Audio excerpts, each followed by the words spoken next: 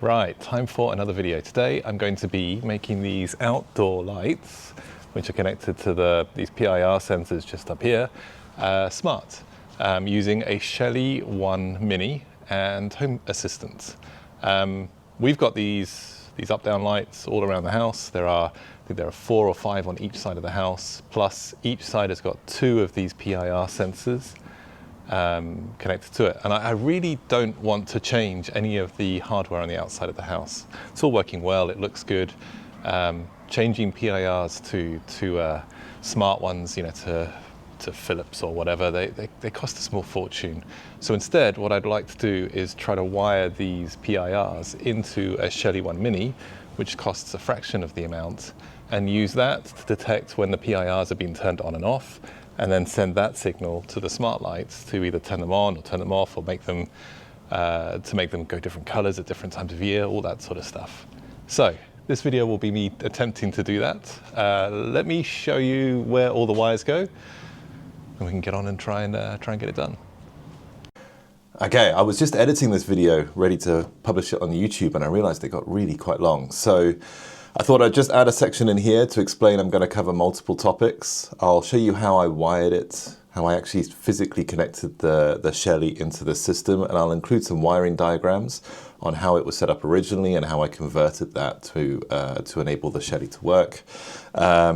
I'll then show you how I added the Shelly and everything into the Home Assistant. And then finally, at the end, I'll show you my Node-RED flows within Home Assistant that I'm using to control these lights. There'll be 2 Node-RED flows. The first will be a simple flow that essentially replicates the way that it works right now, or the way that it worked before I did this install. And the second will be a more complex flow, sort of showing how this Shelly has enabled us to go beyond just what it could do originally and integrate with some of the rest of the lights we have in the system. So yeah, I'll include some chapters below. I appreciate not everybody will want to watch every single section of this, so feel free to jump around using the chapters below. Let me know if you have any questions, and we'll get back to the video. Thank you.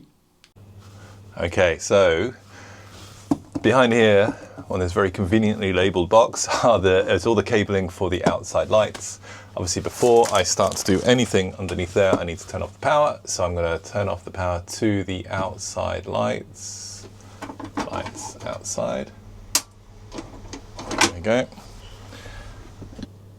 Okay, so this mess of wiring here are all the cables coming from the 4 sides of the house. As I mentioned in the intro, we've got 4 or 5 lights, I think, actually, on each side of the house, on each of the 4 sides of the house, and each side has got 2 PIRs, and they all act independently. What the electrician did when they built the house is, it looks like they've put this into these blocks here, and each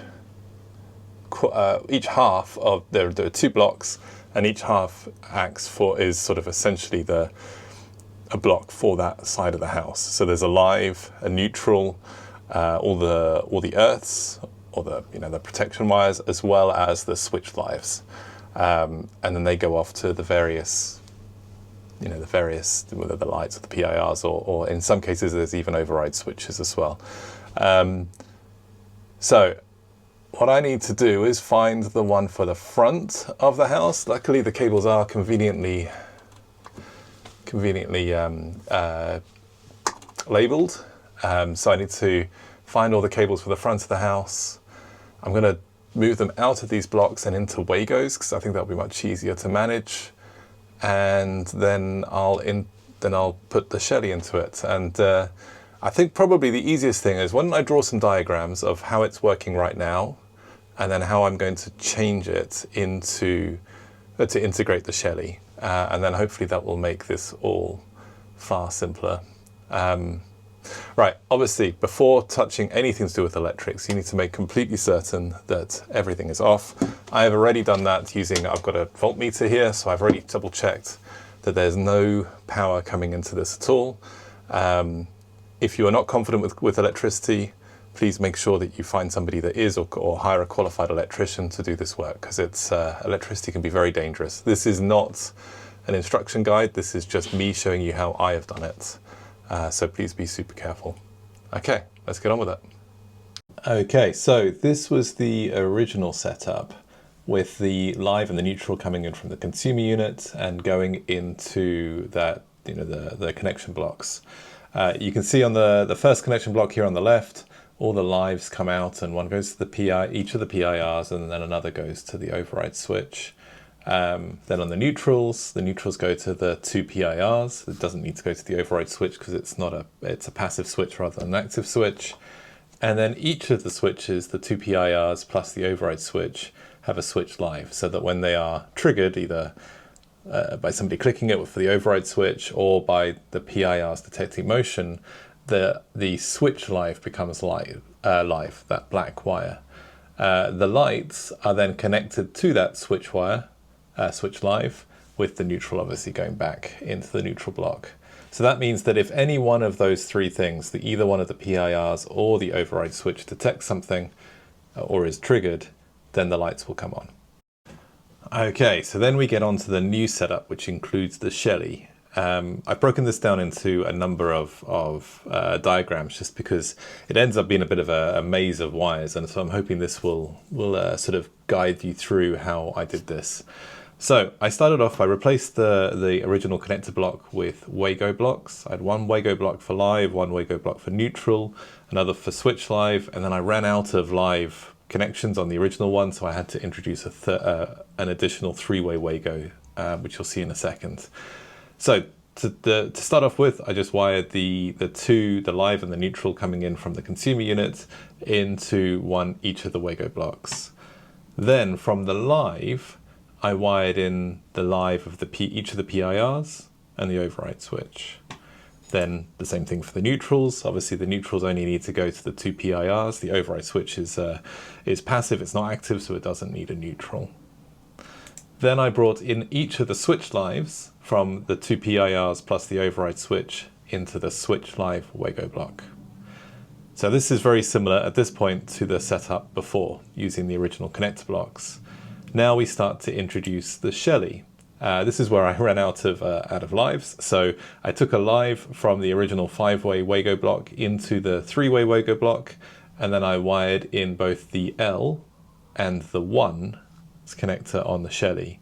The L is used to actually power the Shelly itself, while the 1 is the source, is the input essentially for the load that is switched by the Shelly, and the load comes out of the 0. So you need to wire in both the L and the 1 with their own live wires. Originally, I had thought that the L and the 1 were connected within the Shelly itself, as in they were connected together. So wiring just the L would also power the 1 connector, but that's not correct. They're independent, and you need to have a wire for each.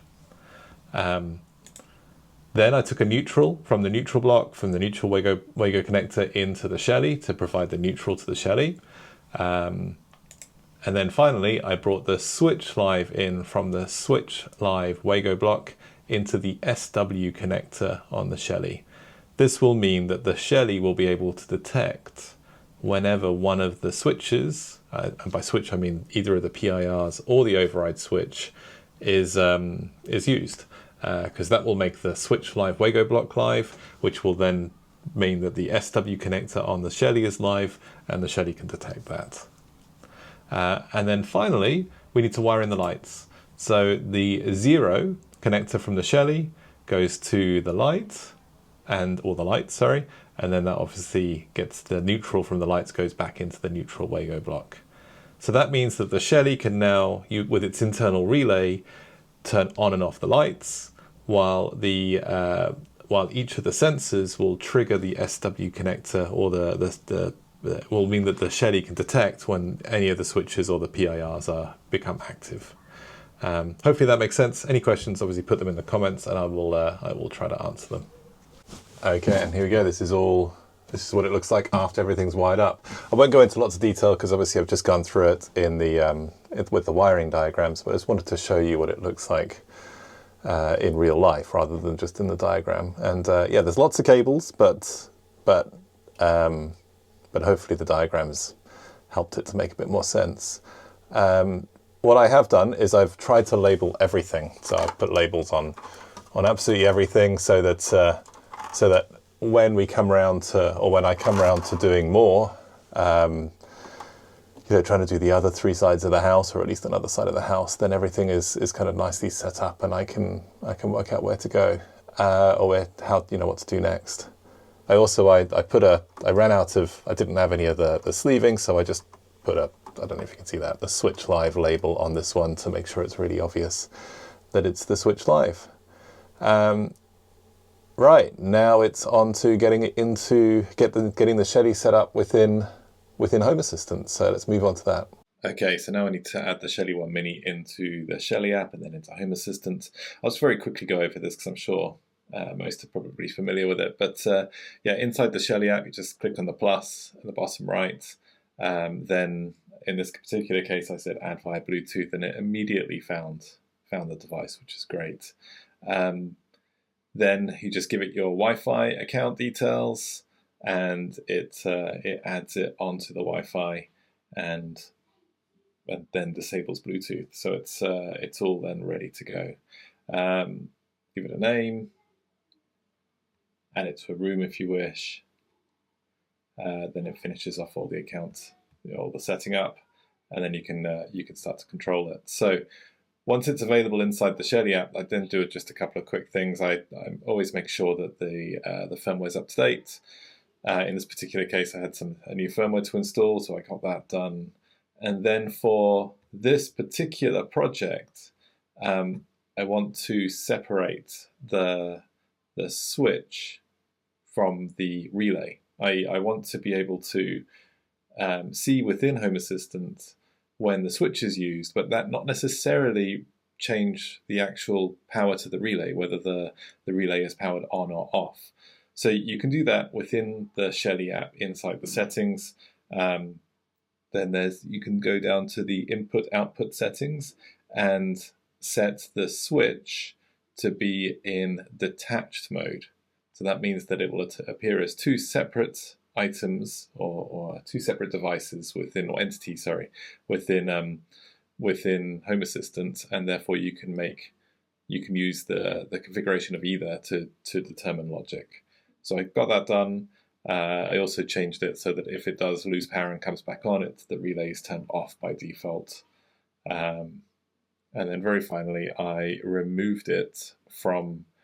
I disabled Cloud App because I want to only be able to control this locally. So that was setting it up within the Shelly app. Then it was a case of adding it into Home Assistant. Now I've already got the Shelly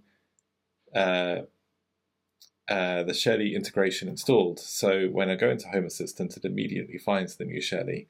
It's just a case of clicking on adding in the password, which I set up a password on the device just to keep it secure, associating it with an area, and then it's ready to go. Then what you can do is if you go into the Shelly, you then see all of the available entities that are available, or all of the available entities. I think it's entities that are available, and you can see that there's 2 here. There's or 2 that are important for this. There's the Garden Shelly house front lights. That's the actual relay. And then there's also input 0, which is the switch. Input 0 is disabled by default, so you need to enable that. And then I gave it a friendly name so that I could tell the difference, and an icon so that I could tell the difference. And then now, once that is done, we're then now ready to start to set up some flows and use Node-RED to create some automation. So, yeah, pretty simple, pretty straightforward. And now onto the more interesting bit, which are the Node-RED flows. Okay, so now the Shelly's installed. We've added it into Home Assistant. Now we can create a flow within Node-RED within Home Assistant to ensure that the lights come on when motion is detected. Now I've made a couple of different flows. This first one replicates what what happened before, as in what the non-smart sensor or the non-smart PIRs were doing, i.e. when motion is detected, power is sent to the lights and they turn on. When motion is no longer detected, then those lights will turn off. And so yeah, let me guide you through this flow. I'm calling this the simple version, and then I've got a more complicated version that uses smart light bulbs as well, coming afterwards. So you can see this flow. The input of the flow is the front PIR slash switch, which actually is the Shelly switch input that we saw previously. When that detects something, i.e. when it turns to on, it goes into this switch node. If it goes on, it goes out of exit 1. If it goes to off, it goes out of exit 2. So exit 1's this top one. So when it goes to on, the front lights, which is actually the Shelly relay, will turn on. So pretty simple. When it goes to off, what I decided to do is put it into this 10-second buffer. So that just waits 10 seconds. Then it will come out and check to see if the PIR has actually gone to on again. So if the PIR is actually on, the PIR or the switch is actually on, then it will come out of this on side and back into the 10-second trigger. So it'll wait another 10 seconds, check again, and just keep on in that loop.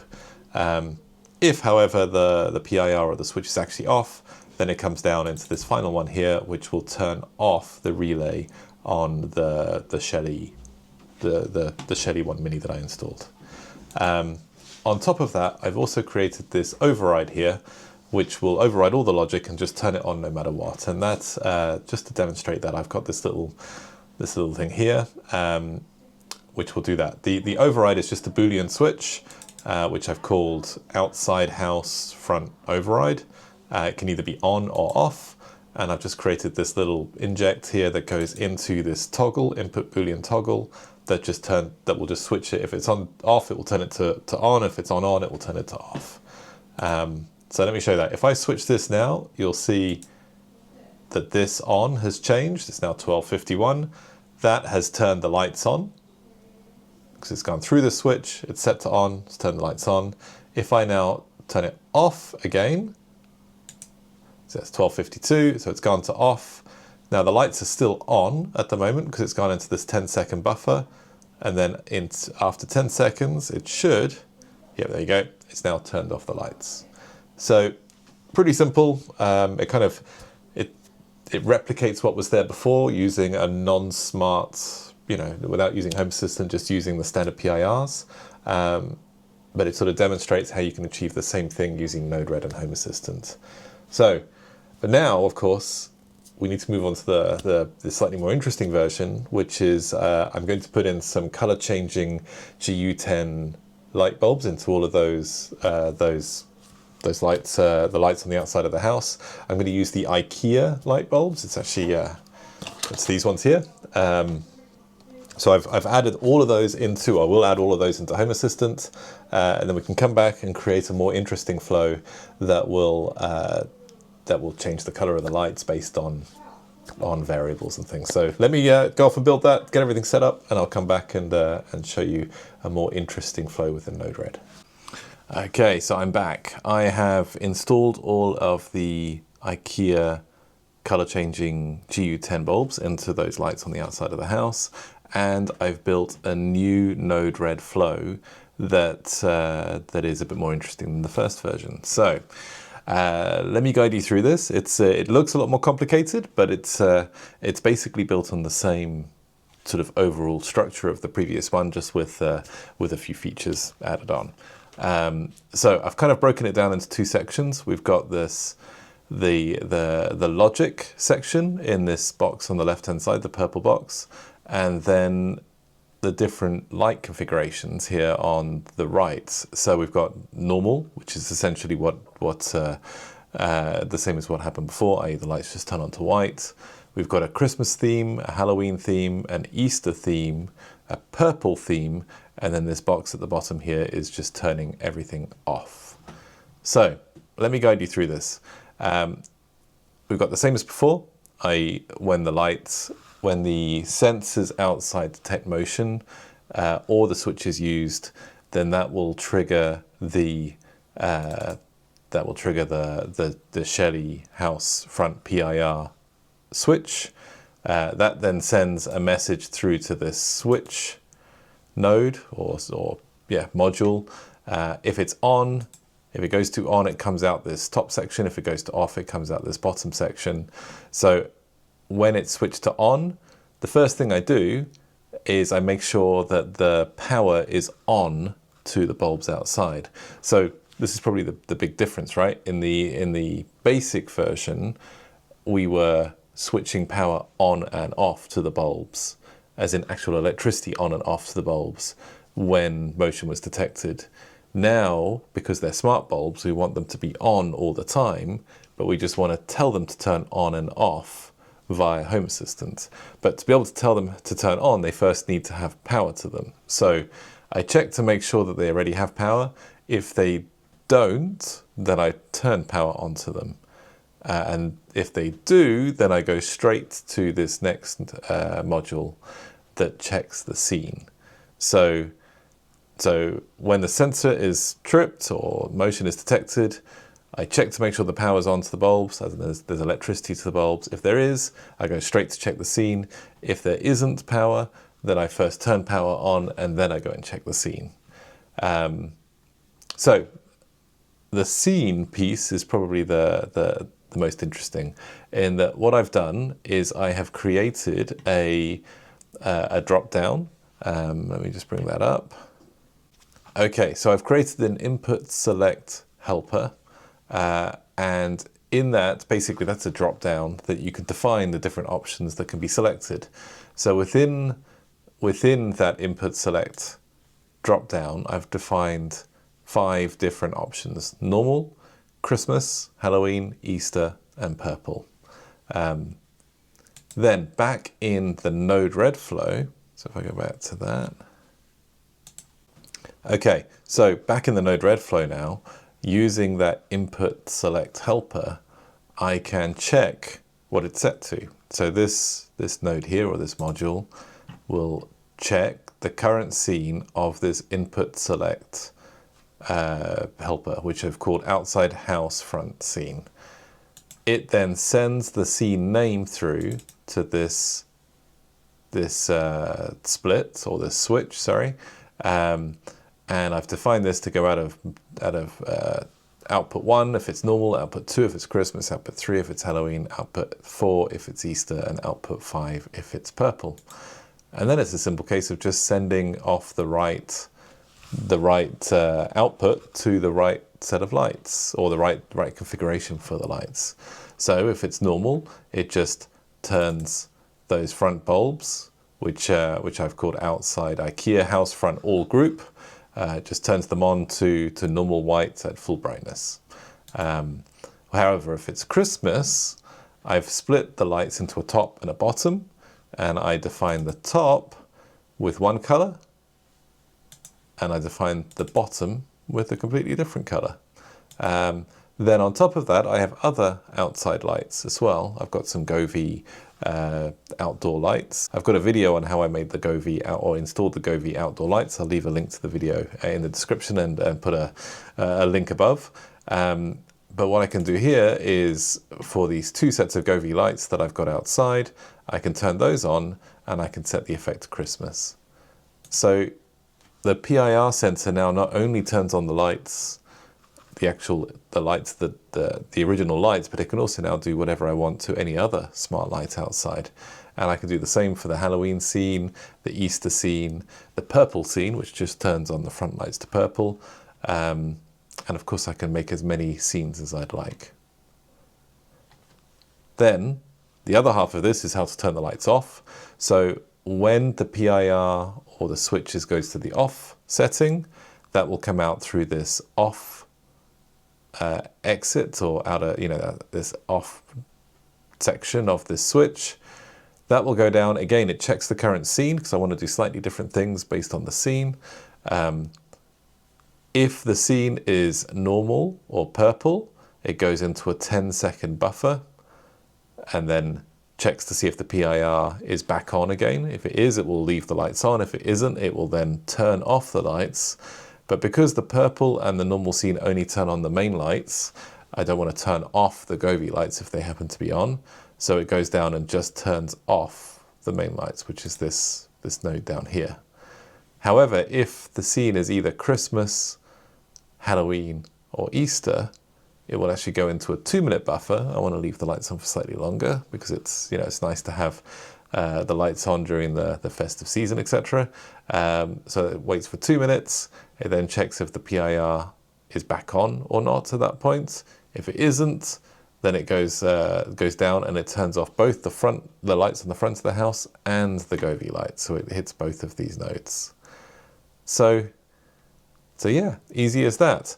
What I'm planning to do is I can actually set up another flow that at certain times of the day or certain times of the year, it will automatically define the lights to be certain scenes. So for example, I can say in December, between, I don't know, sunset, let's say, and 9 p.m, use the Christmas scene. But then after 9 p.m, just go back to using the normal scene. So the lights would turn on just like they normally would if it was a non-smart system. I'll do the same for Halloween. You know, around Halloween I'll do the same. Around Easter I'll do the same. The purple scene's pretty cool, so maybe I could set the purple scene to be outside of one of those other seasons and just do that early evening and then turn back to the normal scene afterwards. And of course I can introduce new scenes for birthdays or start of school, end of school, I don't know, whatever I like. And I can define all of those automatically so that they turn on and off using Node-RED and Home Assistant. So yeah, hopefully that will make sense. What I'll do is I'm going to just go outside and record some video so you can actually see what the lights now look like with the various scenes. And yeah, I hope this video has been useful. If it has, please do give it a like and a subscribe. It really does mean a huge amount to get a subscription on a small channel like mine. If you have any questions, do please leave them in the comments below. I will do whatever I can to, you know, I'll try my best to answer any questions that come through. And yeah, thank you for watching. I hope I'll see you again in the next one.